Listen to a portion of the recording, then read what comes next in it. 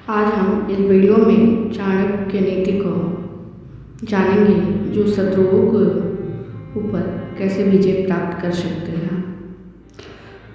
चाणक्य की पहला नीति यह है धैर्य और संयम का महत्व को अपनाएं। धैर्य और संयम का महत्व को आप किस प्रकार अपनाते हैं इसे समझें। चाणक्य नीति के अनुसार यह कहा गया है कि अगर दुश्मन को हराना है तो धैर्य एवं संयम का पालन करना सबसे महत्वपूर्ण गुण है। जब आप दुश्मन को सामने से नहीं हरा पाते हैं या आपके दुश्मन आपके सामने होता है तो अक्सर आपके सामने चुनौतियों और कठिनाइयों आती है। इन परिस्थितियों में धैर्य और संयम बनाए रखना आपको सही समय पर सही निर्णय लेने में मदद करता है। बिना सोचे समझे किया गया कोई भी कार्य या कदम बड़ी नुकसानदायक होता है। आचार्य चाणक्य कहते हैं धैर्य और संयम से काम हमेशा लेना चाहिए, यह एक फायदेमंद होता है। चाणक्य नीति का दूसरा दुश्मन पे विजय प्राप्त करने की शक्ति क्या कहता है, सुनिए। दुश्मन को हराने का शक्ति दूसरा मंत्र है दुश्मन की कमजोरियों को पता लगाना। चाणक्य नीति में कहा गया है कि दुश्मन को हराने के लिए उसकी कमजोरियां का पता लगाना अत्यंत आवश्यक है। हर व्यक्ति की कुछ न कुछ कमजोरियां होती है और यदि आप इन्हें समझ लेते हैं तो आप दुश्मन को आसानी से पराजित कर सकते हैं। इसके लिए धैर्यपूर्वक दुश्मन के आचरण, उसकी कार्यशैली और उसकी आदतों का विश्लेषण करना जरूरी होता है। अगर आप दुश्मन को कमजोरियों को अच्छे से पता लगा लेते हैं, चाणक्य कहते हैं कि अगर आप दुश्मन का कमजोरी पता लगा सकते हैं तो आप उस पर अधिक और कम समय में आप उस पे अपना आधिपत्य जमा सकते हैं। तीसरा चाणक्य कहते हैं, तीसरा मूल सिद्धांत ये बताते हैं कि तीसरा मूल मंत्र यह है सही समय का इंतजार करना। चाणक्य ने यह सिखाया है कि किसी भी निर्णय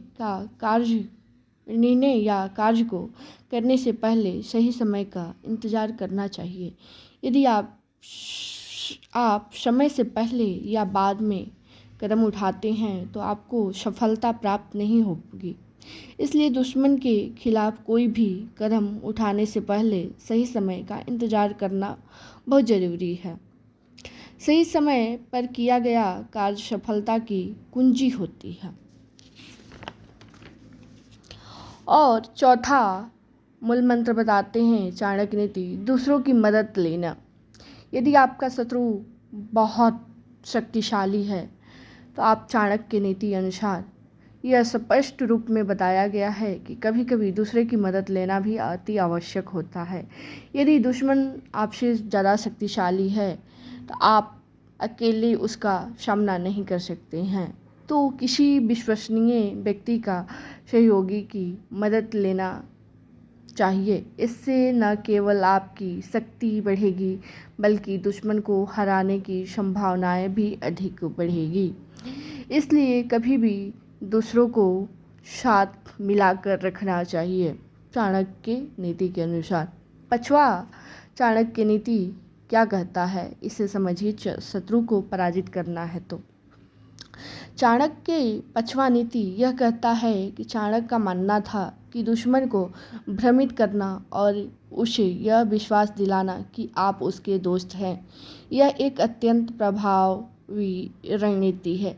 इसके दुश्मन असावधान हो जाते हैं, न कि सावधान होते हैं। आपसे असावधान होते हैं और आपको प्लानिंग सफल हो जाती है। दुश्मन के साथ मित्रवत व्यवहार करें, लेकिन भीतर ही भीतर उसकी कमजोरियां को समझें और सही समय पर वार करें। दुश्मन को धोखे में रखना आपकी जीत को आसान बना सकती है।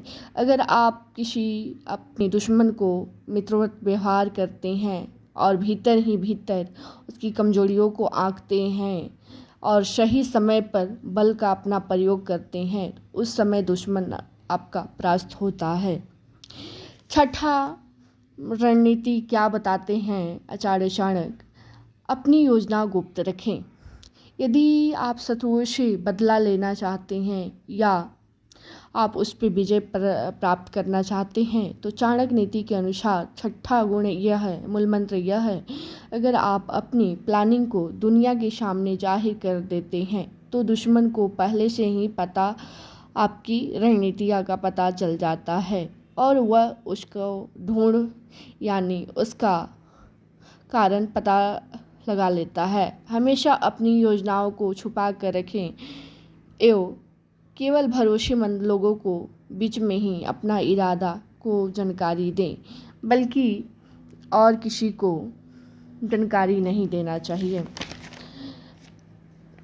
यदि हमारा यह वीडियो अच्छा लगा है तो लाइक करिए और शेयर करिए और चैनल को सब्सक्राइब करिए और कमेंट में बताइए कि क्या इस तरह से आप शत्रु को पराजित करने के लिए आप एक रणनीति बना सकते हैं और बिना लड़े शत्रु आपका कैसे ध्वस्त होता है।